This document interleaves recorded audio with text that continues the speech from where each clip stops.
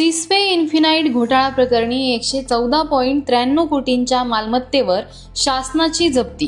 नगर जिल्ह्यातील हजारो गुंतवणूकदारांची फसवणूक झाल्याचा आरोप असलेल्या बहुचर्चित सिस्पे इन्फिनाइट बीकन व तत्सम कंपन्यांच्या आर्थिक घोटाळा प्रकरणातील 114 कोटी 93 लाख रुपयांच्या मालमत्तेच्या जप्तीच्या MPID प्रस्तावाला राज्य शासनाने मंजुरी दिली आहे। शासनाच्या आदेशानंतर संबंधित बँक खाती, शेअर बाजारातील डीमॅट खाती आणि स्थावर मालमत्तेवर शासनाचा ताबा आला असून पुढील कायदेशीर प्रक्रिया सुरू करण्यात आली आहे। श्रीगोंदा, सुपा आणि तोपखाना पोलीस ठाण्यात सिस्पे इन्फिनाइट व तत्सम कंपन्यांविरोधात 4 गुन्हे दाखल असून त्यांचा तपास आर्थिक गुन्हे शाखेकडून सुरू आहे।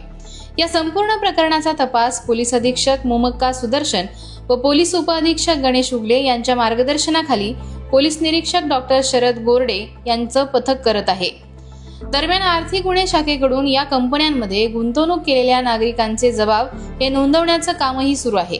अद्याप अनेक गुंतवणूकदारांचे जबाब नोंदवणं बाकी असल्याने ज्यांनी अजून जबाब दिलेला नाही त्यांनी तातडीने आर्थिक गुन्हे शाखेत हजर राहून आपला जबाब नोंदवावा